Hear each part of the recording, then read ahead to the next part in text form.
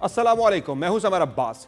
मुज़ाकरात हो नहीं पा रहे, इल्जामात का सिलसिला रुक नहीं पा रहा, अदम एतमाद की गर्द बैठ नहीं पा रही। क्यों मुल्क में सियासी इस्तेहकाम लाने का मिशन फिर खटाई में पड़ता नजर आ रहा है। यह खाका है हालिया दिनों में होने वाली पाकिस्तान तहरीक इंसाफ और हुकूमत के दरमियान मुज़ाकराती कोशिशों का, जिसको अब तकरीबन ब्रेक लग गई है।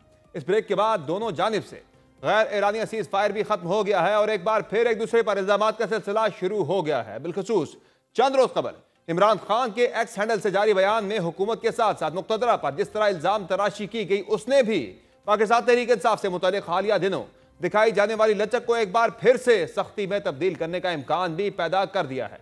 और बज़ाहिर इस ही सख्ती की हिकमत अमली को अपनाते हुए अब हुकूमत ने भी इमरान खान से मुलाकातों में मजीद रोड़े अटकाने शुरू कर दिए हैं। रिपोर्ट के मुताबिक पाकिस्तान तहरीक इंसाफ की जानिब से गुज़िश्ता रोज इमरान खान तक रसाई हासिल करने की तमाम कोशिशें नाकाम रही हैं।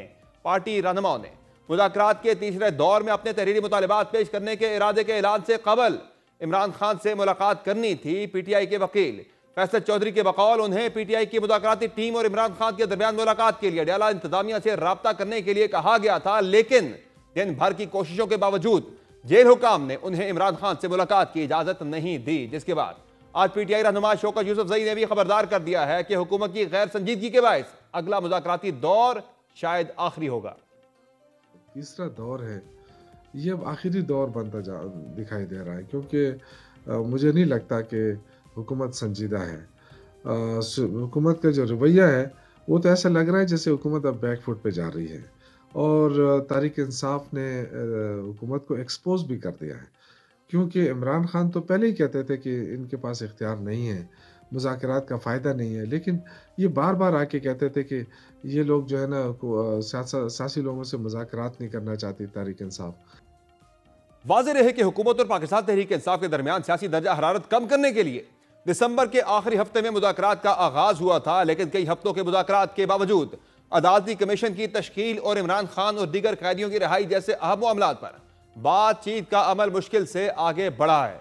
दूसरी जानिब सियासी मंजरनामे पर यह बहस भी जोर पकड़ती जा रही है कि तहरीक इंसाफ किसी डील की तलाश में है। गो के इस मुतालिक इमरान खान खुद भी बार बार डील मिलने और डील को मुस्तरद करने के दावे कर चुके हैं, लेकिन फिर भी सियासी इरादारियों में यही सरगोशियां हैं कि डील या ढील लेने के लिए राब्ते और मुलाकातें जारी हैं और इस मुमकिन डील को डन करने के लिए इमरान खान की अहलिया बुशरा बीबी मुतहर्रिक हैं। इस मुतालिक आज अहम मौक़िफ़ अलीमा खान का आया है, जिनसे मुतालिक यह कयास आराइयां भी है कि उनके और बुशरा बीबी के दरमियान पीटीआई पर अजारादारी की जंग भी जारी है। और अडयाला जेल के बाहर गुफ्तगू करते हुए अलीमा खान ने यह वाज़ेह किया है कि इमरान खान डील के तहत नहीं बल्कि सुरखरू होकर जेल से निकलेंगे। साथ ही उन्होंने यह दावा भी किया है कि इमरान खान अपने मुकदमात को आलमी सतह पर लड़ने का फैसला भी कर रहे हैं। उन्होंने 1.5 साल गुजार लिया है, ये जब सुरखरू होकर निकलेंगे, डील के तहत नहीं निकलेंगे, ये इमरान खान कह चुके। इमरान खान ने कहा है अब हम इस केस, अपने ह्यूमन राइट्स केस को ये लेकर जाएंगे इंटरनेशनल, क्योंकि पाकिस्तान सिग्नेटरी है यूनाइटेड नेशन का भी, पाकिस्तान सिग्नेटरी है ह्यूमन राइट्स के जो कन्वेंशन है उनका भी। जहां तहरीक इंसाफ में अलीमा खान और बुशरा बीबी के कैंपों के दरमियान महाज अराई की तला थे, वहां दीगर रहनुमाओं के दरमियान भी तकरार रोजमर्रा मामूल बन चुकी है। गुज़िश्ता हफ्ते भी पाकिस्तान तहरीक इंसाफ के सेक्रेटरी जनरल सलमान अकरम राजा और सीनियर रहनुमा शेर अफजल मरवत के दरमियान हमारे प्रोग्राम में शुरू होने वाली लड़ाई अब शिद्दत इख्तियार कर चुकी है।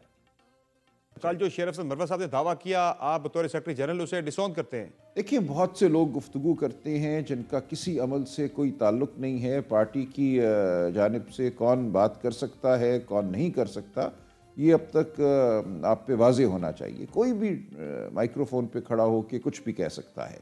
ये इस्तेहकाक कम लोगों को हासिल है कि वो पार्टी की तरफ से कोई बात कर सके। ये इस्तेहकाक हमने कभी उनसे मांगा ही नहीं है, न मुझे ज़रूरत है किसी से इस्तेहकाक मांगने की। मैंने जो बात की थी यही बात खान साहब ने की थी। खान साहब ने कहा था कि मुझे उन्होंने पेशकश की थी हाउस अरेस्ट की, तो मैंने तो वही बात की है। और अब ये लड़ाई अपनी इंतहाओं पर जा पहुंची है जब शेर अफजल मरवत के खिलाफ इमरान खान की बहन भी मैदान में उतर आई है। ये सलमान अकरम राजा साहब का पीटीआई से क्या ताल्लुक है? सिर्फ इलेक्टेड आदमी जिसने इंटर पार्टी इलेक्शन कंटेस्ट की वो सेक्रेटरी जनरल हो सकता है। ये हजरत सेक्रेटरी जनरल बन ही नहीं सकता पीटीआई का। 4 महीने 1 साल पहले पीटीआई में आ गया, अब मुझे ये समझा रहा है जब आप सलमान अकरम राजा के ऊपर, जिसको इमरान खान ने अपॉइंट किया है, और उसके पीछे अपने ही लोग लग जाएंगे, और उन्होंने कहा है कि मोल्ड या क्या कहते हैं ना, वो डाले हुए हैं। उन्होंने कहा था पार्टी के अंदर इन्फिल्ट्रेशन है और इस वक्त उनको एक्टिव किया हुआ है। जहां इंतजामी तौर पर तहरीक इंसाफ का अपना हाउस भी इन ऑर्डर नहीं दिख रहा, वहां हुकूमत मुखालिफ सियासी हिकमत अमली और चालें भी कारगर साबित नहीं हो पा रही। मुज़ाकरात के दौरान ही तहरीक इंसाफ की जानिब से सिविल नाफरमानी की कॉल शुरू किए जाने के फैसले ने जिस तरह इस सियासी पेशरफ में अदम एतमाद की फिजा को मजीद गहरा किया था, वहां बज़ाहिर पाकिस्तान तहरीक इंसाफ की यह हिकमत अमली भी उल्टा पाकिस्तान तहरीक इंसाफ के ही गले पड़ती दिख रही है, जब ओवरसीज पाकिस्तानियों की जानिब से पाकिस्तान तहरीक इंसाफ की इस अपील पर कान नहीं धरे गए, जिनमें उनसे अपनी तरसीलात ज़र को कम करने का मुतालबा किया गया था, क्योंकि गुज़िश्ता माह यानी दिसंबर में मुल्क में आने वाले तरसीलात ज़र उससे एक माह कबल यानी नवंबर के मुकाबले में 5.6% ज्यादा हो गई है। यानी बैरून मुल्क पाकिस्तानियों ने भी बज़ाहिर तहरीक इंसाफ की कॉल रद्द कर दी है। स्टेट बैंक की जानिब से जारी अदाद शुमार के मुताबिक दिसंबर 2024 के दौरान तरसीलात ज़र में 3.1 अरब डॉलर आए, जो नवंबर 2024 से 5.6% ज्यादा है। तरसीलात ज़र में माली साल 2024-25 की पहली छमाही के दौरान मजमूई तौर पर 17.8 अरब डॉलर आए, जो माली साल 2023-24 की पहली छमाही के मौसूल शुदा 13.4 अरब डॉलर के मुकाबले में 32.8% ज्यादा है। नमू के लिहाज से तरसीलात ज़र दिसंबर 2024 साल ब साल 29.3% रही और माह ब माह 5.6% बढ़ गई है। सऊदी अरब में मुकीम पाकिस्तानियों ने दिसंबर 2024 में सबसे ज्यादा 770.6 मिलियन डॉलर भेजे। माहाना बुनियादों पर यह रकम 6% ज्यादा थी, लेकिन गुज़िश्ता साल के इस महीने में तारकीन वतन की जानिब से भेजे गए 577.6 मिलियन डॉलर के मुकाबले में 33% ज्यादा थी। मुत्तहिदा अरब अमारात से माहाना बुनियादों पर तरसीलात ज़र में 2% इजाफा हुआ, जो नवंबर 2024 में 619.4 मिलियन डॉलर से दिसंबर में 631.5 मिलियन डॉलर तक पहुंच गई है। सालाना बुनियादों पर तरसीलात ज़र में तकरीबन 51% इजाफा हुआ, क्योंकि गुज़िश्ता साल के इसी महीने में तरसीलात ज़र 419.2 मिलियन डॉलर थी।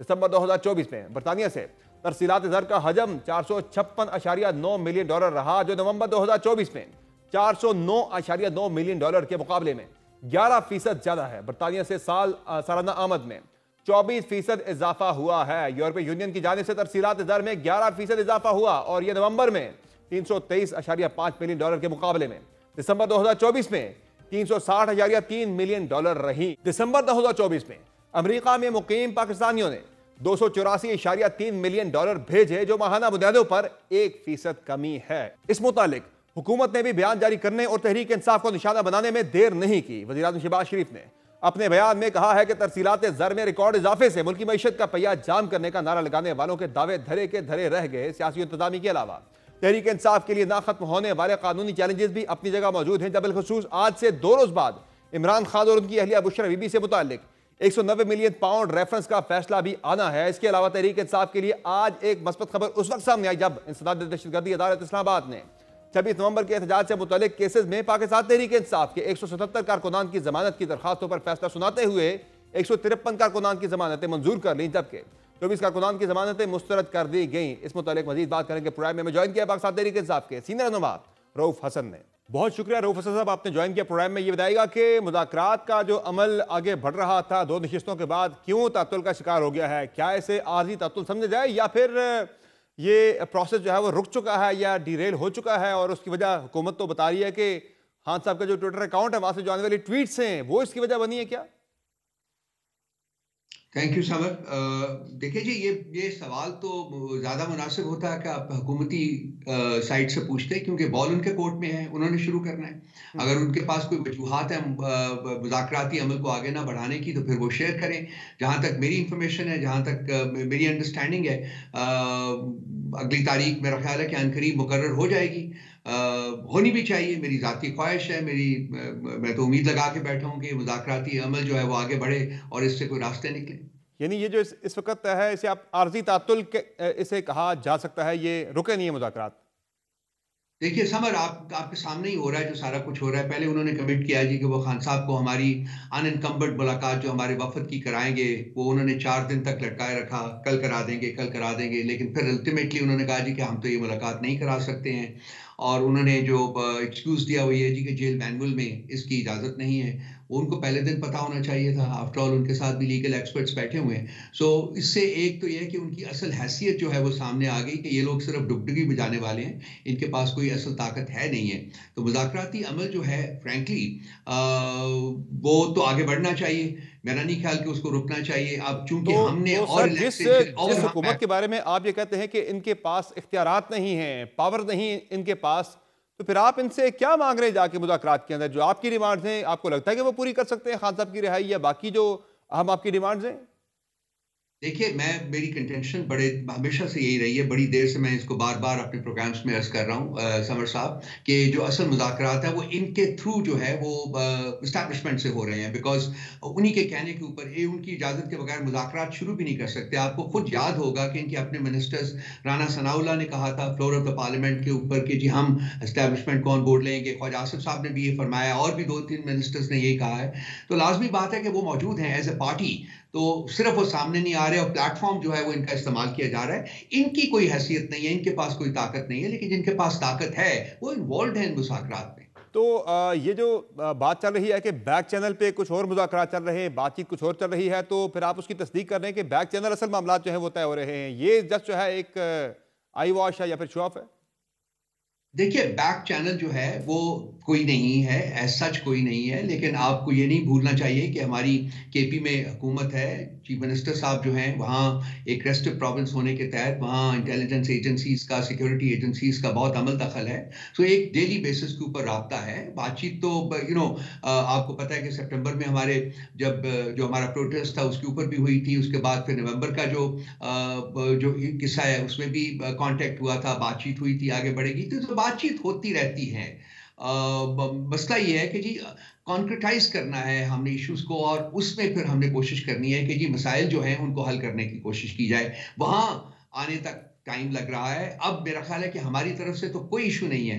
खान साहब ने तो ये भी कह दिया जी कि आप इन राइटिंग दे दीजिए, वो कल ये मीटिंग करें, परसों मीटिंग करें, तरसों मीटिंग करें, तो वो उनको मिल जाएगा, इन राइटिंग भी मिल जाएगा। इशू तो सर आ रहा है, आपकी तरफ से ही इशू आ रहा है, जिसका कुछ वज़रा ने जिक्र भी किया है, राना सनाउल्लाह साहब ने उसका जिक्र किया है, ख्वाजा आसिफ साहब ने भी उसकी तरफ इशारा किया है, जो कि खान साहब की ट्विटर अकाउंट से कुछ ट्वीट्स हो रही हैं इदारे को, जिसमें जो है वो जो है सख्त किस्म की वहाँ पे बातें हो रही हैं, तो उस पर जो है जिनसे आप बात करें कि असल मुज़ाकरात कहीं और हो रहे हैं, तो फिर वो भी इस मामले पे काफ़ी ज़्यादा जो है यानी जो है उन्हें काफ़ी तशवीश है जो खान साहब के ट्वीट्स को लेकर, जो वजह बन रही है तातुल की। फिर देखिए समर साहब, अगर आप दुनिया के ऊपर नज़र डालें, ऐसी तारीख के ऊपर नज़र डालें, मैं एक आयरलैंड की मिसाल देता हूँ। 27 साल तक लड़ाई होती रही थी, टेररिज्म होता रहा था, मुज़ाकरात भी होते रहे थे। सो मुज़ाकरात जो है इन छोटी छोटी बातों के ऊपर नहीं टूटने चाहिए, मुज़ाकराती अमल जो है वो जारी रहना चाहिए। ये तो एक गिवन हकीकत है ना कि हमारे और उनके जो पॉइंट्स ऑफ व्यू है उनमें ज़मीन आसमान का फ़र्क है। अब डिफरेंसेस मौजूद हैं, और मुज़ाकरात का जो ऑब्जेक्टिव है वो भी इन डिफरेंसेस को कम करना, ख़त्म करना है ना।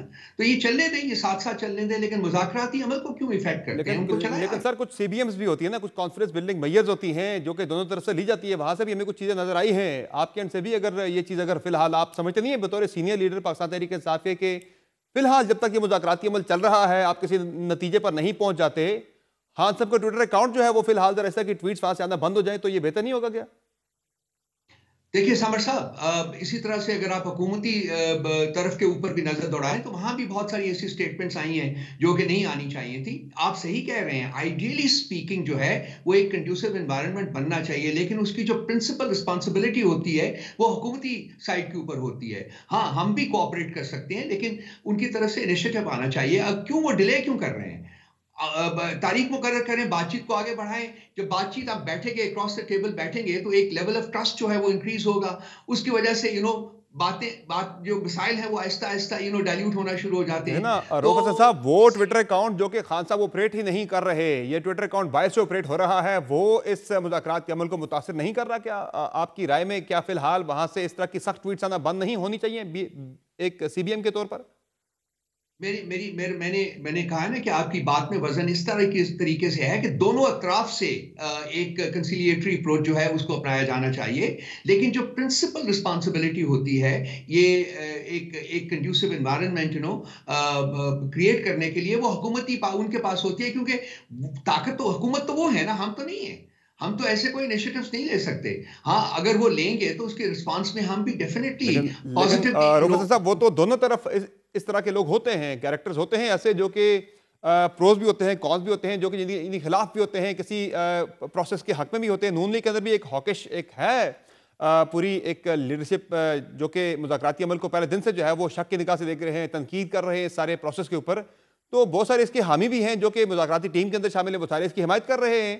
तो तहरीक इंसाफ के अंदर भी ज़रा कुछ लोग हैं जो कि इसके हिमायती भी हैं, कुछ मुखालिफ भी हैं। तो जो लोग मुखालिफ हैं इस प्रोसेस के, क्या उन्हें मौका नहीं, यानी जो उन्हें मौका मिल रहा है वो रुकना नहीं चाहिए कि वो एक्सप्लॉइट करें, सारी सूरत हाल को ख़राब करें? देखिए सबर आपने ठीक कहा। आरा होती हैं, हुकूमती साइड के ऊपर भी आरा है, मुख्तलिफ आरा हैं, हमारी साइड के ऊपर भी आरा हैं। लेकिन हमने एक फैसला किया है, और फैसला क्या है जी कि हमने मुज़ाकरात करने हैं। सो इसका मतलब ये है कि जो नेसेयर्स थे उनको ओवर रूल किया गया है, और जो यस थे उनको उनको उनके नैरेटिव को आगे बढ़ाया गया है।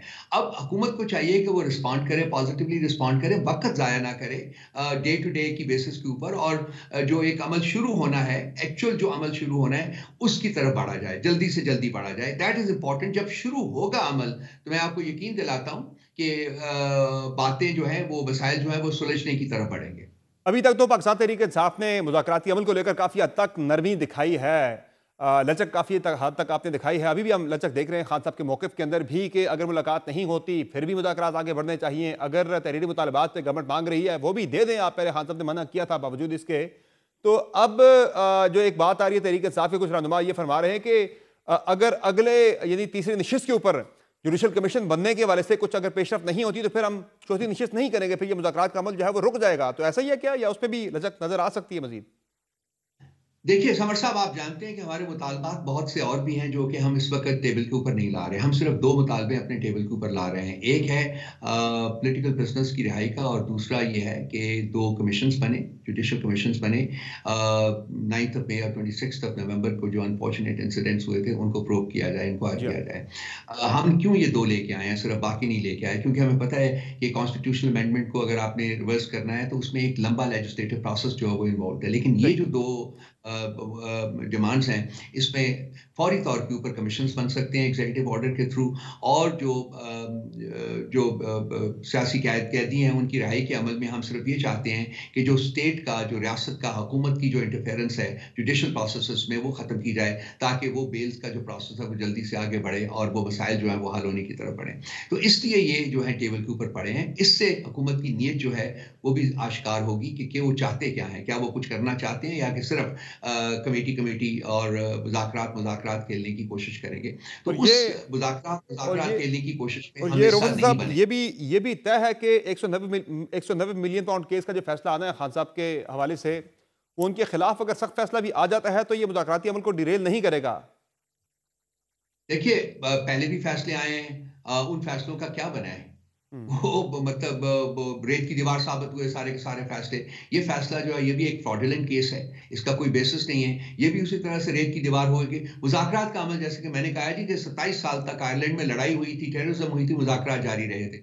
तो अगर आ भी जाता है तो वो भी पहली पेशी के ऊपर मेरा ख्याल है कि खान साहब को बेल मिल जाएगी हाई कोर्ट से, तो वो कोई इतना बड़ा इम्पेडिमेंट नहीं होगा। लेकिन ऑब्वियसली हम चाहेंगे कि वो एक फ्रॉडुलेंट किस्म की सजा खान साहब को ना दी जाए। उस केस का कोई बेसिस नहीं है, कोई इसकी फाउंडेशन नहीं है। कंसिक्वेंटली हुकूमत को चाहिए कि इसको डिस्पोज ऑफ करे, रादर देन कि जी एक और पनिशमेंट लाए और फिर हाई कोर्ट और सुप्रीम कोर्ट लेवल के ऊपर सुबकी कमाए जब बेल आउट हो जाएगा। तहरीक इंसाफ के रैंक एंड फाइल में क्या ये सोच अब पनप रही है कि हम एक के बाद एक जो हमारी कोशिशें थी दबाव डालने की वो नाकाम होती जा रही है? पर्टिकुलरली अगर हम बात करें, बड़ा धचका है तहरीक इंसाफ के लिए कि आपने सिविल नाफरमानी की मूवमेंट शुरू की पिछले महीने दिसंबर में, और दिसंबर में ही पाकिस्तान के अंदर आपने जो तरसीलात इज़हार बाहर से पाकिस्तानियों को बोला था कि आपने नहीं भेजनी पाकिस्तान के अंदर, आपने बाइकआउट करना है, वो मामूल से ज़्यादा तरसीलात इज़हार आई दिसंबर के महीने में। जो अगर आप उसे मंथ देखें, नवंबर के मुकाबले में दिसंबर में 5.6% का इजाफा हुआ है। ईयर ऑन ईयर बेसिस पे भी अगर आप देखें 2023 के मुकाबले में 2024 के दिसंबर का अगर आप मुवाजना करें, उसमें भी काफी बड़ा इजाफा नजर आ रहा है। तो ये सेटबैक नहीं तरीके से आपकी इस कॉल को लेकर? देखिए जी, दिसंबर में ये जो रेमिटेंसेस की जो कैंपेन थी वो इम्प्लीमेंट नहीं हुई थी। 1 दिसंबर से इम्प्लीमेंट हुई थी, ये 1 जनवरी से। तो दिसंबर 15 में दिसंबर implement से नहीं हुई। ऑनवर्ड जो है वो चल पड़ा था काम, 15 नहीं, दिसंबर तक की मोहलत दी थी, फिर खान साहब ने कहा था ये कंटिन्यू है, ये रुकी नहीं है। इम्प्लीमेंटेशन उसकी जो थी वो 1 जनवरी से हुई है। अभी आप थोड़ा सा इंतजार कर लीजिए, जो जनवरी के रेमिटेंसेस आएंगे उस पे, उसकी बेसिस के ऊपर मैं आपके साथ बैठ के यहाँ बात कर लूंगा। फिर सही हो अभी गया। ये प्रेमेच्योर है ये कंक्लूड करना जो अच्छा। कि आप कर रहे हैं। अच्छा सर, ये बताएं कि ये तो सारे मामलात एक तरफ हो गए, पाकिस्तान तहरीक इंसाफ ने जब आगे बढ़ना है, एक मुश्किल वक्त से पाकिस्तान तहरीक इंसाफ गुजर रही है, ऐसे में तहरीक इंसाफ के अपने कैंप के अंदर जो एक दूसरे के ऊपर जो वार चल रहे हैं, जो लड़ाइयाँ अंदरूनी चल रही है, ये कितना नुकसानदेह पार्टी के लिए? जिस तरह से अगर हम देख रहे हैं पिछले एक हफ्ते से जो सख्त किस्म की इल्ज़ाम तराशी या बयानबाजी का सिलसिला जारी है आपकी पार्टी के सेक्रेटरी जनरल सलमान अकरम राजा और शेर अफजल मरवत के दरमियान। शेर अफजल मरवत ने तो यहाँ तक कह दिया कि नोटिफिकेशन तो दिखा दें जरा सलमान अकरम राजा साहब का, वो सेक्रेटरी जनरल कब बने थे, कैसे बने थे, है ऐसा कोई नोटिफिकेशन सर पार्टी के पास? देखिए, ये एक शेर अफजल मरवत साहब जो है इस किस्म की तमाम जो फ्यूड्स होते हैं उसमें एक फरीक के तौर के ऊपर शरीक होते हैं। This is very unfortunate. ये चीज़ें पब्लिक डोमेन के ऊपर डिस्कस नहीं करनी चाहिए। सलमान अकरम राजा साहब जो हैं वो पार्टी के सेक्रेटरी जनरल जो हैं वो डेजिग्नेट हैं, इसलिए वो डेजिग्नेट हैं कि वो सेक्रेटरी जनरल उस वक्त तक नहीं बन सकते जब तक कि हम इलेक्शन ना कराएं। लेकिन वो डिफैक्टो सेक्रेटरी जनरल हैं, वो तमाम पावर्स जो हैं जो सेक्रेटरी जनरल के ऑफिस में वेस्टेड हैं वो एक्सरसाइज कर रहे हैं। अच्छा, हम इलेक्शन क्यों नहीं करवाने पा रहे? क्योंकि हमारी तमाम जो डेटा है, पेपर्स हैं, वो इलेक्शन कमीशन ने पिछले 1 साल से रखा हुआ है और उसके ऊपर बैठी हुई है और कोई फैसला नहीं कर रहे। द मोमेंट वी हैव, यानी आप कह रहे हैं कि वो अलामती सेक्रेटरी जनरल है, वो मुकम्मल ऑफिशियल सेक्रेटरी जनरल नहीं है, अलामती तौर पर वो ऑफिशियल मुकम्मल सेक्रेटरी जनरल है। वो तमाम वो पावर्स जो कि सेक्रेटरी जनरल के ऑफिस में वेस्टेड होती हैं, जैसा कि मैंने अर्ज किया, वो एक्सरसाइज कर रहे हैं। वो डिफेक्टो है, तो डी जोरे एस्पेक्ट जो उसका है वो उस वक्त होगा जबकि इलेक्शन करवाएंगे। इलेक्शन हम कल करवा सकते हैं, लेकिन चूंकि हमारे पेपर्स इलेक्शन कमीशन ने 1 साल से रखे हुए हैं, अपने पास कोई फैसला नहीं कर रहा, इसलिए हम अनफॉर्चुनेटली इलेक्शन जो है वो प्रोसेस जो है वो कंप्लीट नहीं कर पाएंगे। लेकिन जाहिर है ये लड़ाई जब शुरू हुई थी आपने मरूद इल्ज़ाम ठहराया शेर अफजल मरवत को, लेकिन ये सिलसिला शुरू जो है वो सलमान अकरम राजा की तरफ से हुआ था कि हमारे ही प्रोग्राम में ये सारी लड़ाई जो उनकी शुरू हुई थी एक आपस में, जब हमने पूछा सलमान अकरम राजा से कि शेर अफजल मरवत ये कह रहे हैं कि डील हुई थी, खान साहब को ऑफर हुई थी, तो उस पर उन्होंने कहा जी कि उनकी बात की अहमियत नहीं देते कि जनाब चंद एक लोग ही हैं जिनको ये इख्तियार हासिल है कि वो पार्टी के पॉलिसी के बारे से मौक़िफ़ दें या खान साहब के बारे में राय दें, हर किसी को ये इख्तियार नहीं है। तो उस पर फिर शेर अफजल मरवत ने रिस्पॉन्ड किया था यार कि वो कौन होते हैं मुझे कहने वाले, रोकने वाले, मैं पार्टी के MNA हूँ। ये लड़ाई शुरू तो यहाँ से हुई थी कि शुरुआत तो सलमान अकरम राजा साहब ने की थी। सलमान अकरम राजा साहब ने उनके बारे में नहीं कहा था। सलमान अकरम राजा साहब ने एक फैक्ट स्टेट किया था कि पार्टी के फाउंडिंग चेयरमैन इमरान खान साहब ने कुछ लोगों को डेजिग्नेट किया हुआ है जो कि पार्टी पॉलिसी के ऊपर बयान दे सकते हैं। शेर अफजल मरवत साहब उसमें से एक शब्द नहीं है, तो उन्होंने एक फैक्चुअल जो हकीकत है उसका आश्कार किया, उसके बारे में बयान दी, किसी के खिलाफ बयान नहीं दिया था सलमान अकरम राजा साहब ने। और as secretary general of the party वो डेफिनेटली उनके पास पावर्स हैं, और वो अगर वो कोई हकीकत स्टेट करना चाहे तो आप उनको डिनाई तो नहीं कर सकते हैं। लेकिन मकसद मेरी तो हमेशा से ये रही है कि ये मामला जो है ये पार्टी के इंटरनल फोरम्स के ऊपर डिस्कस होने चाहिए। आरा होती हैं, कॉन्फ्लिक्ट्स होते हैं, लेकिन वो वहीं एड्रेस होने चाहिए रादर देन के पब्लिक फोरम के ऊपर आके बात की जाए। तो क्या सलमान अकरम राजा साहब जो आप कह रहे हैं डिफेक्टो सेक्रेटरी जनरल हैं, उनके पास पावर है कि वो कार्रवाई भी कर सकते हैं, डिसिप्लिनरी एक्शन भी ले सकते हैं मरवत साहब के खिलाफ कोई? ये तमाम पावर्स जो हैं उनमें वेस्टेड हैं, उनके ऑफिस में वेस्टेड हैं, office of the secretary general, जो कि इस वक्त सलमान अकरम राजा साहब के पास हैं अगर वो चाहें। लेकिन ये तमाम चीज़ें जो होती हैं वे इमरान खान साहब की अप्रूवल के साथ होती है। आज मुझे बताया गया है कि इमरान खान साहब ने इजाज़त दी है, कहा है बल्कि डायरेक्शन दी है कि जी वो डिसिप्लिनरी एक्शन जो है उसको इनिशिएट किया जाए। मैं कंफर्म नहीं कर रहा, लेकिन मेरे पास इतला आई है, मुझे इस प्रोग्राम के बाद मैं फ़ोन करके पता करूँगा। खान साहब ने आपकी इतलात है कि उन्होंने शेर अफजल मरवत के खिलाफ कानूनी या इंज़बाती कार्रवाई करने का पार्टी के अंदर जो है वो कहा है आज इंज़बाती कार्रवाई करने को इनिशिएट करने का उन्हें इंस्ट्रक्शंस जो है वो सादर किए हैं आज। बहुत शुक्रिया रऊफ हसन साहब, आपने ज्वाइन किया प्रोग्राम में। नाज़रीन, आप गुफ्तगू सुन रहे थे पाकिस्तान तहरीक के साथ सीनियर रहनुमा रऊफ हसन की, जिनका कहना है कि इमरान खान के वाले से या फिर दीगर जो रिलीफ हैं वो अगर हुकूमत ने देने हैं तो मुज़ाकराती अमल इसी सूरत में आगे बढ़ सकता है। प्रोग्राम में आगे बढ़ेंगे और बात करेंगे हुकूमती कैंप क्या सोच रहा है मुज़ाकरात को लेकर, बात करेंगे। हमारे साथ मौजूद हैं मुस्लिम लीग नून के सीनियर रहनुमा जनाब मियां जावेद लतीफ़ साहब। मियां साहब बहुत शुक्रिया, आपने ज्वाइन किया प्रोग्राम में। ये बताइएगा कि क्या वजह है कि क्या अमर माने है कि जब आपकी मुज़ाकराती टीम ने, हुकूमती मुज़ाकराती टीम ने कमिटमेंट दे दी पाकिस्तान तहरीक के साथ की मुज़ाकराती टीम को कि आपकी मुलाकात करवाएंगे खान साहब के साथ, लेकिन फिर मुलाकात वो नहीं हो सकी। वो कल भी इंतजार करते रहे, आज भी इंतजार करते रहे, कोई भी इस पर मस्बत रिस्पॉन्स नहीं मिल सका। तो क्या वजह ये मुलाकात क्यों नहीं हो पा रही? नहीं समर, देखें बात यह है कि मुलाकात तो चले एक आध दिन आगे पीछे हो ही जाती है, हो जाएगी। 3-4 दिन हो गए आगे पीछे। आज नहीं तो कल हो जाएगी। चलें 4 दिन 5 दिन आगे पीछे हो ही गई, मगर क्या इस दौरान जो रवैया इमरान खान का है, एक दिन कोई और होता है यकीनन, जिस दूसरे दिन कुछ और होता है, क्या वो अपने रवैये पे गौर करेंगे? और फिर क्या ये मुज़ाकरात जो हैं, मैं तो आज भी उसी जगह खड़ा हूँ कि मैं समझता हूँ कि जब किसी मकसद के लिए मुज़ाकरात ना हों बल्कि एक वक्त गुजारी के लिए या ख़ास मखसूस मफाद के लिए या एक ख़ास हदफ के लिए किए जा रहे हों, किसी दबाव में के तहत और किसी लालच के तहत, कोई एनआरओ मांगने के लिए किए जा रहे हों या किसी दबाव को मलहूज़े ख़ातर रख के मुज़ाकराती कमेटियाँ बनती हों, तो फिर उसका नतीजा कोई हादसा हो जाए तो हो जाए, वरना उसका नतीजा कभी भी नहीं निकलता मुस्बत या नतीजा खेज़ वो बैठक नहीं कौन से होती दबाव की आप बात कर उस रहे वक्त हैं? तक जब तक कौन से बुनियादी दबाव के इश्यूज। तहत आप मुज़ाकरात की मेज़ पर बैठे? देखिए समर अब्बास साहब, बात तो सीधी है कि हुकूमत वक्त तो जो है वो तो दबाव में ही एक कमेटी भी बनी, और दबाव कहाँ से है? आलमी क़ुव्वतों की जानिब से है, और उसको महसूस किया जाता है। कोई उसको माने या ना माने, मैं तो बड़ा क्लियर हूँ कि पाकिस्तान के अंदर मदाखलत हो रही है, और जो जिस शख्स के लिए हो रही है वही था ये बात कहने वाला कि हम कोई ग़ुलाम हैं। आज ग़ुलाम बन के उनसे अपनी आज़ादी की भीख मांगी जा रही है, और पाकिस्तान पर दबाव पाकिस्तान के मफादात के ख़िलाफ़, पाकिस्तान के आइन कानून के ख़िलाफ़ वो दबाव है। और एक लॉबिंग फर्म जिसको कहा जाता है कि उन्होंने अपनी हमायत के लिए वहाँ फर्म हायर की, तो गुलामी तो फिर मुझे ये भी है बताएं कि गुलामी तो रियासत फिर के ये लिए भी वो हुई ना फर्म मियां हायर साहब कि की आप थी। उस दबाव में आकर मुज़ाकरात की मेज़ पर बैठ भी जाएं, आप उन्हें रिलीफ भी देने की बातें करें, तो फिर आप मान रहे हैं कि दबाव भी है।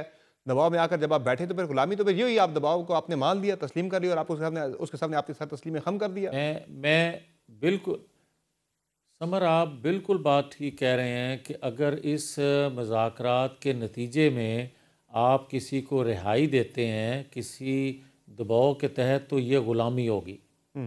इसको ग़ुलामी को किसी सूरत हम कबूल नहीं करेंगे, और इस ग़ुलामी को अगर कोई समझे कि दबाव के तहत या डॉलरों की झनकार सुनाई हमें दिलवा कर अगर कोई कहे कि किसी को रिहा कर दिया जाए, तो ये ग़ुलामी हम कबूल नहीं करेंगे। और ये पाकिस्तानी कौम ने कभी अपने मफादात में, कौम की बात कर रहा हूँ समर, कौम की बात कर रहा हूँ, और उस लीडरशिप की बात कर रहा हूँ जिन्होंने आलमी क़ुव्वतों का दबाव रियासत के मफाद में जब नहीं हुआ, रियासत के मफादात के ख़िलाफ़ दबाव आया, तो उसको सह कर भी वो मकासद अपने हासिल किए। मैं 98 की भी बात करता हूँ, मैं 2014 की भी बात तो मियां जावेद लतीफ़ साहब, फिर आप ये कहना चाह रहे हैं कि मियां नवाज शरीफ साहब की, आप जरा आप इशारा करें मियां नवाज शरीफ साहब की तरफ, तो फिर उनकी मर्जी और मंशा के बगैर ये मुज़ाकरात हो रहे हैं? फिर मैं किसी की मंशा के ख़िलाफ़ बात नहीं कर रहा, मैं मंशा रियासत की बात कर रहा हूँ, मैं रियासती इदारों की बात कर रहा हूँ, मैं हुकूमत वक्त की बात कर रहा हूँ। मुझे ये कोई बताए कि आप एक तरफ कहते हैं कि 9-10 मई हमारी रेड लाइन है, आप एक तरफ कहते हैं कि 9-10 मई को पाकिस्तान पर हमला हुआ, आप एक तरफ कह रहे हैं सबूत के साथ, जो कि मैं भी मानता हूँ कि एक अदारे के अंदर बगावत की मनसूबाबंदी की गई, ज़ेन साजी की गई, दूसरे अदारे के अंदर भी जो गठजोड़ हुआ, जो एक पेज बना मुख्तलिफ लोगों का, जो सहूलतकारी उस वक्त दी गई, उसके नतीजे में 9-10 मई हुआ था।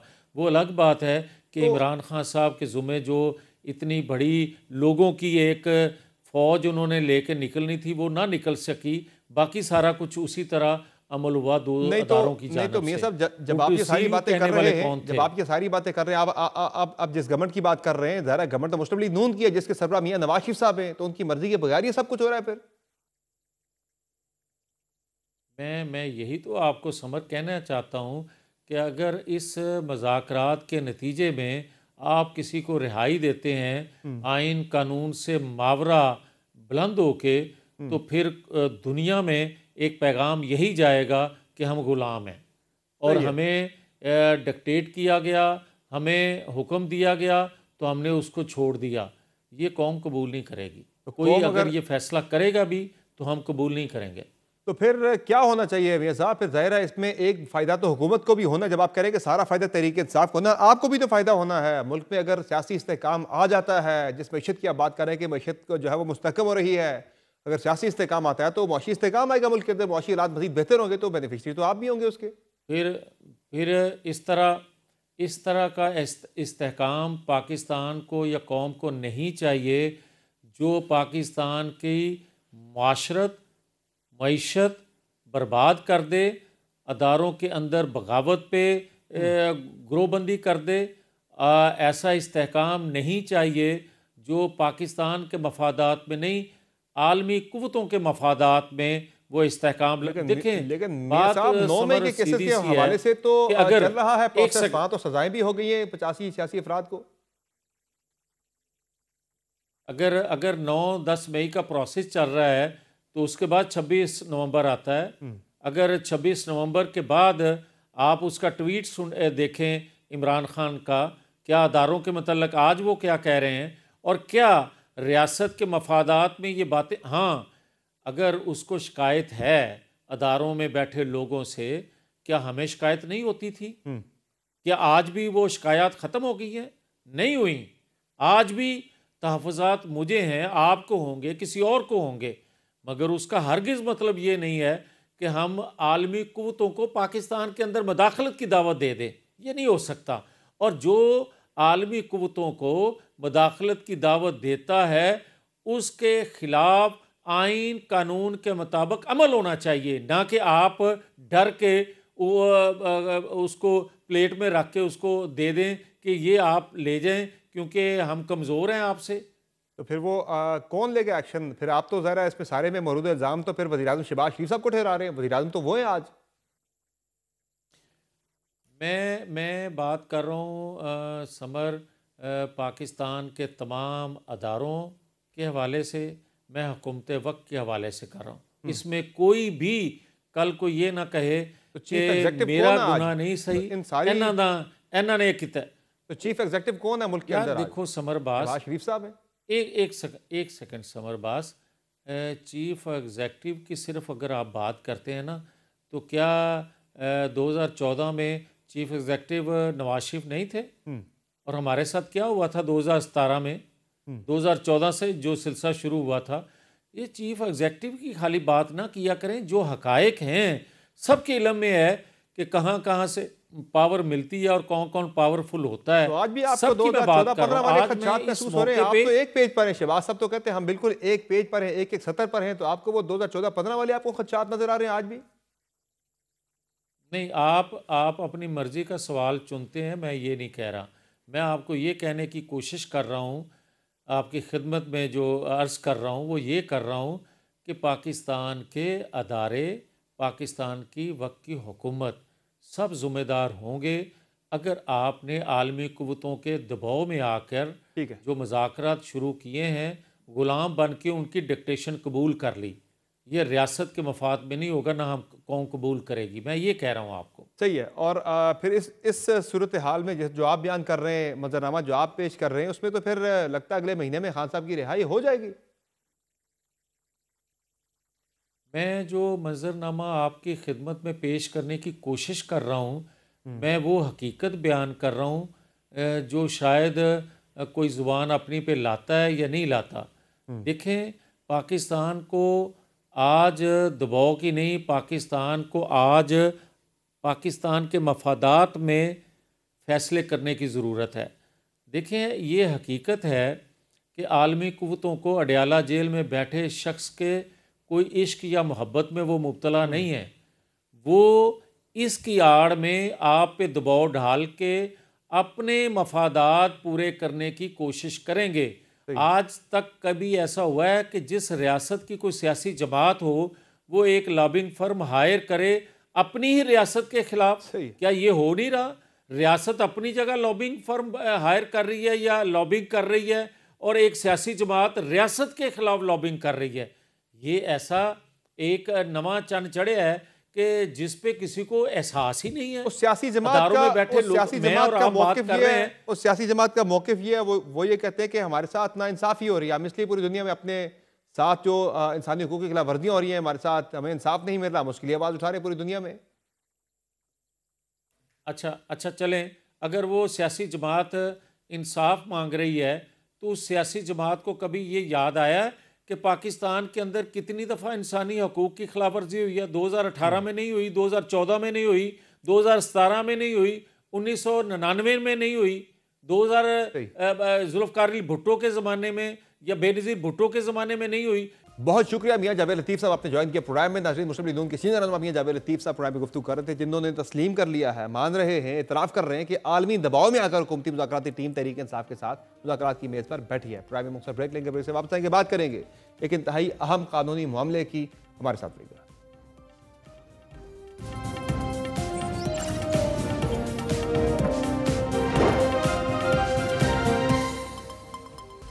Welcome back. प्रोग्राम में बात करेंगे पाकिस्तान तहरीक इंसाफ को दरपेश कानूनी मुश्किलात की, जिसमें आज सुप्रीम कोर्ट ऑफ पाकिस्तान में होने वाली एक अहम समाअत ने तो पाकिस्तान तहरीक इंसाफ के लिए कुछ रिलीफ के इम्कान तो पैदा किए हैं।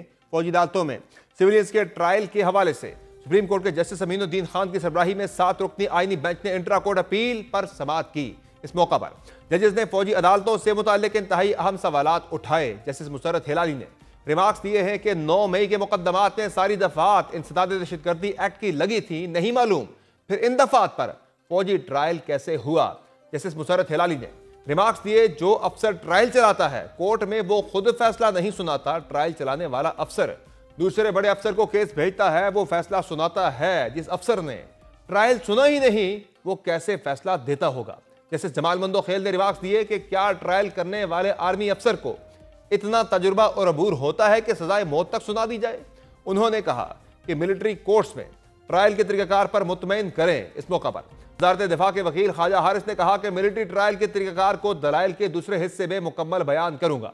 जस्टिस हसन अजहर रिजवी ने कहा कि फील्ड मार्शल में डिफेंस वकील होता है, वहां जज नहीं होते। आर्टिकल जो फ्री ट्रायल का है उसमें जो बुनियादी इंसानी हुकूक हैं वो बताएं। मिलिट्री कोर्ट्स में कैसे ट्रायल किया जा रहा है, उसके मराहिल क्या हैं, सब बताएं। सब समझ रहे हैं सिविलियन अदालतों की तरह मिलिट्री कोर्ट्स में ट्रायल नहीं होता। मिलिट्री कोर्ट्स के ट्रायल की कोई मिसाल दें। वकील ख्वाजा हारिस ने मौक़िफ़ अपनाया कि आर्मी एक्ट स्पेशल कानून है और स्पेशल कवानीन के शवाहिद और ट्रायल का तरीकाकार मुख्तलिफ होता है। जस्टिस नईम अख्तर अफगान ने रिमार्क्स दिए कि कोर्ट मार्शल में मर्जी का वकील करने की सहूलत भी होती है, फौजी अदालतों का ट्रायल भी आम अदालत जैसा ही होता है। जस्टिस हसन अजहर रिजवी ने रिमार्क्स दिए कि फौजी अदालतों में बतौर वकील सफाई पेश होता रहा हूँ, मुल्ज़िम के लिए वकील के साथ एक अफसर बतौर दोस्त भी मुकर्रर किया जाता है। जैसे जमाल मंदोखेल ने कहा कि क्या फौजी अदालत में बैठा अफसर इतना परफेक्ट होता है कि वो इतनी सख्त सजा का तयन कर सके। जैसे मुसर्रत हिलाली ने रिमार्क्स दिए, ख्वाजा साहब आपने कोई मिसाल दी थी कि अमेरिका में भी फौजी ट्रायल हुए, अगर किसी और मुल्क में ऐसा ट्रायल होता है तो जज कौन होता है। जैसे मोहम्मद अली मदन ने रिमार्क्स दिए, पूरी दुनिया में कोर्ट मार्शल में अफसर ही बैठते हैं। इस सारी सूरत हाल में जब ये समाअत आगे बढ़ रही है, अब तक की एक राय ये बन रही है कि शायद इसमें तहरीक इंसाफ को रिलीफ मिलने के बारे से कोई सूरत हाल निकल आए।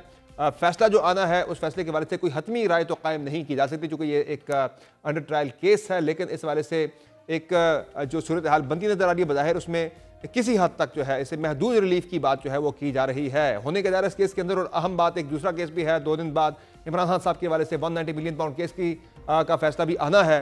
तो ये दोनों केसेस जो है ये बड़े इंपॉर्टेंट है पाकिस्तान तहरीक इंसाफ के लिए, खान साहब के लिए कि क्या रुख इख्तियार कर सकते हैं। बात करेंगे, हमारे साथ मौजूद हैं माहिर कानून जनाब राजा खालिद साहब। बहुत शुक्रिया राजा खालिद साहब, आपने ज्वाइन किया प्रोग्राम में। ये बताएगा कि मिलिट्री कोर्ट्स के हवाले से जो सुप्रीम कोर्ट ऑफ पाकिस्तान का 7 रुकनी आईनी बेंच समाअत कर रहा है, जिस तरह के 3 दिन से हम रिमार्क्स देख रहे हैं जजेस के, क्या लग रहा है ये फैसला आपको किस तरफ जाता हुआ बताए नजर आ रहा है? ज़रा फैसला प्रेडिक्ट तो नहीं कर सकते, कह नहीं सकते किस तरफ जाएगा, लेकिन जो रिमार्क्स हैं वो तो एक ट्रेंड सेट कर देते हैं कि फैसला किस तरफ जा सकता है।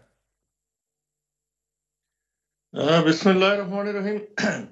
देखिए समर साहब, इस तरह से है कि अभी तो हम कोई राय मुतय्यन नहीं कर सकते कि सुप्रीम कोर्ट का फैसला किस तरफ जाएगा। अमूमन ये होता है कि जजेस उसकी डेप्थ तक जाने के लिए, किसी इशू को रिजॉल्व करने के लिए उसके सारे हर चार तरफ उसका जायजा लेते हैं, हर एंगल से उसे देखते हैं। अब एक कल का जो प्रोसीडिंग थी उसमें एक सवाल बड़ा इंपॉर्टेंट था, बड़ा पर्टिनेंट था। नईम अख्तर अफगान साहब जो सुप्रीम कोर्ट के ऑनरेबल जज हैं, उनकी तरफ से कि आपने किस क्राइटेरिया की बुनियाद पे ये सेटल किया कि ये केसेस मिलिट्री कोर्ट में जाएंगे और ये केसेस दहशतगर्दी की अदालत में जाएंगे। इस तरह के क्वेश्चंस होते हैं जो कोर्ट्स करती हैं ताकि मामले की डेप्थ तक पहुंचा जाए, उसके हकायक को जाना जाए और फिर कानूनी तौर पे और आइन को मद्देनजर रखते हुए उसे रिजॉल्व किया जाए। मैं समझता हूं कि इससे पहले देखिए सुप्रीम कोर्ट, मुझे नहीं लगता कि इस अपील को अलो नहीं करेगी या ये अपील डिसमिस कर देगी फेडरल गवर्नमेंट की। मेरा जो जाती ख्याल है, चूंकि समर अब्बास साहब आप देखिए 75 में पहला फैसला आया था ब्रिगेडियर एफपी अली केस में, उसमें उनकी प्ली भी यही थी कि since I have been retired from Pakistan army, I am civilian, I shall be treated as a civilian and I am not the subject of army act. तो मुझे ट्रायल नहीं किया जा सकता। लेकिन सुप्रीम कोर्ट ऑफ पाकिस्तान ने उनकी इस प्ली को रद्द किया और ये कहा था कि जब आप सिविलियन होने के बावजूद बेशक आप ये जराइम करेंगे, 21D1 और D2 के एम्बिट में आएंगे, उसकी जद में आएंगे, तो फिर आप your case and you can be tried by the military court. इसके बाद यानी 73 से यानी 1975 से लेके 2022 तक सुप्रीम कोर्ट ऑफ पाकिस्तान और high courts of the Pakistan, high courts of the country के फैसले आते रहे कि सिविलियन का ट्रायल वो सिविलियन जिन्हें 21D1 और D2 की डेफिनेशन में जो फॉल करते हैं, they are liable to be treated to the subject of आजकल तो सर जो बहस चल रही है पिछले 3 रोज से वो तो यही चल रही है कि किस शहरी का या सिविलियन में भी किसका केस चल सकता है मिलिट्री कोर्ट्स के अंदर, किसका नहीं चल सकता। वो कहते हैं कि जब इंसदाद दहशतगर्दी की अदालतें मौजूद हैं फिर ये केसेस वहां कैसे रेफर हो गए। तो इस तरह के सवाल वहां पे उठ रहे हैं, बड़े अहम कानूनी नौयत के सवाल हैं। बज़ाहिर लग ये रहा है कि शायद कुछ जो है अफराद का ट्रायल जो है वो जायज़ करार दे दिया जाए मिलिट्री कोर्ट्स के अंदर और कुछ के बारे में कहा दिया जाए कि इनका नहीं बनता वहां पे, जो बज़ाहिर एक सूरत हाल बनती हुई नजर आ रही है मुमकिन तौर पर। जी बिल्कुल, आप ठीक फरमाते हैं। मेरी भी यही ऑब्जर्वेशन है कि शायद कोई वो रास्ता निकालेंगे कि इन लोगों के केसेस ट्रायल किए जा सकते हैं और ये केसेस शायद नहीं सुने जा सकते। इस तरह की कोई आ सकती है उनकी फाइंडिंग, लेकिन अभी मेरे ख्याल में हमारी राय शायद इस वाले से प्रीमेच्योर होगी। मेरा जाती ख्याल ये है कि सुप्रीम कोर्ट अपनी जो एक लॉन्ग स्टैंडिंग उनकी जो जजमेंट्स हैं, जो चेन ऑफ जजमेंट्स हैं, जो प्लेथोरा ऑफ लॉज पे एस्टेब्लिश कर चुकी है, सेटल कर चुकी है, उसे एकदम ब्रश असाइड नहीं करेगी, उसकी रोशनी में ही आगे बढ़ेंगे। और वैसे भी कानून का समर अब्बास साहब एक असूल है, वो है स्टेट डिसाइसिस। वो ये कि आपने माजी के प्रेसिडेंट्स की रोशनी में, माजी के नज़ायर की रोशनी में आगे चलना होता है। ठीक है। अच्छा सर, आपकी मौजूदगी का फायदा उठाते हुए एक और अहम मामला जो आपने कुछ देर पहले बात की थी, खान साहब के खिलाफ 2 रोज बाद 190 मिलियन पाउंड केस का फैसला आने वाला है। क्या लग रहा है आपको इस मामले में भी? जरा ये भी फौजी अदालतों वाला मामला भी जुड़ा है पाकिस्तान तहरीक इंसाफ के साथ बराह रास्त, और ये भी तो हाई खान साहब का केस है 190 मिलियन पाउंड वाला। तो जिस तरह की अब तक बहस हुई है, जिस तरह के शवाहिद अब तक सामने आ सके हैं, क्या लग रहा है सजा हो जाएगी खान साहब को? अगर होगी तो कोई सख्त सजा हो सकती है या कोई इतनी बड़ी सजा नहीं होगी जो कोई पहले ही अपील के अंदर जो है वो समाज के अंदर उनको मिल जाए, बेल मिल जाए? देखिए समर साहब, मैं बड़ा अगर केस को देखा जाए, केस के फैक्ट्स को देखा जाए तो इट्स अ स्ट्रॉन्ग केस। सही। और ये सेल्फ एविडेंट केस है इमरान खान साहब के खिलाफ। चूंकि देखिए हुआ क्या था कि एक खुफिया एजेंडा, यानी जो एजेंडे का हिस्सा नहीं था, जब वो अप्रूवल ले गई कैबिनेट से, एक बंद लिफाफे में, एक सील्ड एनवेलप में उन्होंने कैबिनेट से कहा जी कि आप इसकी अप्रूवल देते हैं। कुछ लोगों ने वहां पे ऑब्जेक्शन रेज किया और बाद में मीडिया पे भी आके उन्होंने इस बात की तायीद की कि जी हमने कहा था कि हमें दिखा तो दे, तो उन्होंने कहा नहीं, देखने की इसकी जरूरत नहीं है। इसका मतलब ये है। और बाद में उसके बेनिफिशियरी भी इमरान खान साहब भी निकले, बुशरा भी निकली। और फिर आप देखिए कि अगर ये गवर्नमेंट का फंड था, डेफिनेटली गवर्नमेंट का पैसा था, गवर्नमेंट को ही वापस जाना चाहिए था। सुप्रीम कोर्ट ऑफ पाकिस्तान ने जो फाइन किया था उसकी मद में इसे ला के उनसे इन्होंने जो फायदे हासिल किए, 458 कनाल अराजी है और 285 मिलियन रुपीस हैं, तो फिर उसके ट्रस्टीज कौन बने? वो जुल्फकार अब्बास बुखारी साहब बने, वो बाबर अवान साहब बने, वो बुशरा पीरनी साहिबा बनी और इमरान खान साहब बने। और इसके इव्ज उन्होंने क्या क्या वसूल किया वो पूरी कौम को पता है, पूरी तरह से लोग आशना है। इस केस की अगर प्रोसिक्यूशन ठीक हुई, पैरवी ठीक हुई, ठीक प्लीड किया गया, तो ये प्रूव्ड केस है। ठीक है, बहुत शुक्रिया राजा खालिद साहब, आपने ज्वाइन किया प्रोग्राम में। राजा खालिद साहब की राय है कि जो 190 मिलियन पाउंड केस है उसमें खान साहब के खिलाफ सजा आ सकती है। प्रोग्राम में मुख्तसर ब्रेक लेंगे, ब्रेक से वापस आएंगे, बात करेंगे अमेरिका के अंदर जो लॉस एंजलिस की आग है, ये आग कैसे लगी है और इस आग ने किन किन बड़ी शख्सियात के घरों को लपेट में लिया है। वो अमीर शख्सियात जो कल तक मिलियंस ऑफ डॉलर्स की मालिक थी, मिलियंस ऑफ डॉलर्स के घरों के वो मालिक थे, आज वो जो है मुफ्त में खाना लेने के लिए लाइन में लगे हुए। ये हुआ क्या है लॉस एंजलिस के अंदर, इस पे बात करेंगे ब्रेक के बाद। हमारे साथ रहेगा।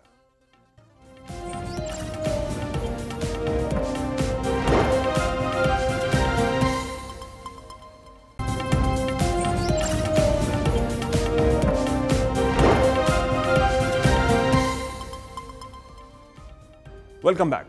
लगता है कि किसी ने इस इलाके पर एटम बम गिरा दिया है। यह अल्फाज अमेरिकी रियासत लॉस एंजलिस के शेरिफ रॉबर्ट लूना के, जिनके लिए मंगल के रोज से लगने वाली तारीख की बदतरीन खौफनाक आग पर काबू पाना तकरीबन नामुमकिन हो गया है। और अब ये वो आग बन गई है जिसके शोलों ने अमेरिकी शहर लॉस एंजलिस के तकरीबन 7 इलाकों को अपनी लपेट में लेकर वहां के 33,000 एकड़ रकबे को राख का ढेर बना दिया है, जिसके बायस 3 रोज में अमेरिका की इस रियासत को 150 अरब डॉलर का माली नुकसान हो गया है। और अमेरिकी सदर जो बाइडेन के बकौल इस तारीखी सानहे से निकलने के लिए तकरीबन 6 माह की इमदाद दरकार होगी। इस वक्त अमेरिकी रियासत कैलिफोर्निया के शहर लॉस एंजलिस में जंगल की आग कई हजार एकड़ तक फैलने के बाद हुक्काम परेशान है। CNN के मुताबिक शहर के 10,000 से ज्यादा मकानात खाकस्तर हो चुके हैं। बड़े इलाके में बुलंद शोले अब भी उठ रहे हैं, जिसमें से ज्यादातर पर अब तक काबू नहीं पाया जा सका। अमेरिकी हुकाम ने कम से कम 10 हलाकतों की तस्दीक की है, लेकिन खबरदार किया है कि जब तक तफ्तीशकारों के लिए रसाई मुमकिन नहीं हो जाती तब तक असल तादाद के बारे में कुछ भी कहना मुश्किल है। आतिशबाजी के बायस खाली घरों में डकैतों की जानिब से लूट मार का सिलसिला भी जारी है और पुलिस ने अब तक घरों में लूट मार करने वाले 20 मुल्जिमान को भी गिरफ्तार किया है। लॉस एंजलिस के शेरिफ रॉबर्ट लूना के बकौल आग से मुतासरा इलाके देखकर लगता है कि इन इलाकों में एटम बम गिराया गया है। मौसम और उसके असरात के बारे में डाटा फराहम करने वाली निजी कंपनी एक्यूवेदर ने गुज़िश्ता रोज आग से माली नुकसान के तखमीने को 150 अरब डॉलर तक बढ़ा दिया है, जिससे कबल कंपनी ने अंदाजा लगाया था कि नुकसान 57 अरब डॉलर तक पहुंच सकता है। लॉस एंजलिस और उसकी हमसाया काउंटीज में 7 मुख्तलिफ जगहों पर आग लगी हुई है। उनमें सबसे बड़े पैमाने पर फैलने वाली आग पैलिसीड्स और ईटन में मंगल को लगी थी। कैलिफोर्निया की वेबसाइट के मुताबिक पैसिफिक पैलिसीड्स फायर ने तकरीबन 19,978 एकड़ रकबे को राख में बदल डाला है और इस आग पर सिर्फ 6% काबू पाया जा सका है। अल्टाडीना के इलाके में इंतहाई तेजी से फैलने वाली ईटन फायर ने 13,690 एकड़ रकबे को जला डाला है और इस आग पर 1% भी काबू नहीं पाया जा सका। हर्स्ट फायर ने 771 एकड़ रकबे को मुतासर किया है और इस आग पर 37% तक काबू पाया जा चुका है। कैनेथ फायर पर 35% तक काबू पाया जा चुका है, जो 1,000 एकड़ रकबे को भी खाकस्तर कर चुकी है। जबकि लीडिया फायर से 394 एकड़ रकबा मुतासर हुआ है, जो तकरीबन 75% तक काबू में आ चुकी है। गैर मुल्की मीडिया रिपोर्ट्स में बताया गया है कि आतिशबाजी से मुतासर इलाकों में 95,000 सारे बिजली से महरूम हो गए हैं और इसी तरह 1,80,000 अफराद को फौरी इनखला की हिदायत जारी की गई है, जबकि तकरीबन 2 लाख अफराद को भी नकल मकानी का मशवरा दिया गया है। ये आग इतनी खौफनाक थी और इतनी तेजी से फैली कि मंगल की सुबह पैलिसीड्स में जब इसका आगाज हुआ और पहले घंटे में 772 एकड़ रकबा मुतासर हुआ था, लेकिन तकरीबन 5 घंटों बाद इस आग से 2,920 एकड़ रकबा जलकर खाक हो गया। आग बुझाने के लिए दर्जनों फायर ब्रिगेड की गाड़ियां और अमला 24 घंटे अपना काम जारी रखे हुए है। ताहम 160 किलोमीटर फी घंटा की रफ्तार से चलने वाली तेज हवाएं आग को मजीद फैला रही हैं। सामने आने वाली सैटेलाइट मनाजर भी लॉस एंजलिस के जंगलात में तारीखी आग की तबाही की मंजर कशी कर रहे हैं। इस खौफनाक आतिशबाजी के मुतासरीन के जज्बात भी इंतहाई दर्दनाक हैं, जिनके बकौल उनका सब कुछ तबाह हो गया और यह आग ऐसे फैली है जैसे कोई गर्म शोलों का तूफान आ गया हो। इस खौफनाक आग से एक और बड़ा नुकसान अमेरिकी फिल्म इंडस्ट्री को भी हुआ है, जब हॉलीवुड के मशहूर अदाकारों के घर भी जल गए हैं। बरतानी अखबार द इंडिपेंडेंट के मुताबिक अदाकार एंथनी हॉपकिंस, एना फॉरेस्ट, मैंडी मोर, रिकी लीक और यूजेन लिवी की जायदादें मलबे का ढेर बन गई हैं। घर से महरूम होने वालों में मशहूर शख्सियत बिली क्रिस्टल भी हैं, जो 40 साल से इस घर में रह रहे थे, जो आग से मुकम्मल तबाह हो गया। पेरिस हिल्टन का 84 लाख डॉलर मालियत का साहिल समंदर वाला घर भी जल गया। 15 बार ऑस्कर के लिए नामजद गीत निगार डैन वॉरेन का तकरीबन 30 साल पुराना बीच हाउस भी आग की लपेट में आ गया। फिल्म टॉप गन मैवरिक के स्टार माइल्स टेलर का 75 लाख डॉलर मालियत का घर भी आग की नजर हो गया। अदाकार बेन एफ्लेक का भी 20 लाख डॉलर का घर भी आग की नजर हो गया। आतिशबाजी के बायस ऑस्कर नामजदगियों की तारीख भी आगे बढ़ाकर 19 जनवरी कर दी गई है, जबकि कई फिल्मों के प्रीमियर भी मंसूख कर दिए गए हैं। लॉस एंजलिस आग में जिन नामवर अदाकारों के घर जले हैं, उनमें गजा जंग की हिमायत करने वाले अदाकार जेम्स वुड्स भी शामिल हैं। दूसरी जानिब अमेरिकी हुकूमत के तहकीकाती इदारे नेशनल ओशियानिक और एटमॉस्फेरिक एडमिनिस्ट्रेशन के मुताबिक मौसमियाती तब्दीली, गर्मी में इजाफा, तवील दौरानिया का कहत और एक खुश्क माहौल मगरबी अमेरिका में जंगलों में आग में वसी पैमाने पर इजाफे का बायस बने हैं। कैलिफोर्निया में इस मरतबा मौसम सरमा में दर्जा हरारत बहुत ज्यादा रहा है, जबकि गुज़िश्ता कई माह से यहाँ बारिश भी नहीं हुई, जिसकी वजह से यहाँ जंगलात में आग का खदशा मौजूद था। जनूबी कैलिफोर्निया में आग आमतौर पर मई और अक्टूबर के दरमियान लगती है, लेकिन गवर्नर न्यूसम के बकौल आग लगने के वाकयात अब मामूल की बात हो चुके हैं। अब आग का सीजन नहीं होता, आग पूरा साल लग सकती है। हुकाम का कहना है कि आग पर काबू ना पाया गया तो यह कुदरती सानेहात में अमरीकी तारीख का बदतरीन वाकया बन जाएगा। आज के प्रोग्राम में इतना ही, इजाजत दीजिए। अल्लाह हाफिज।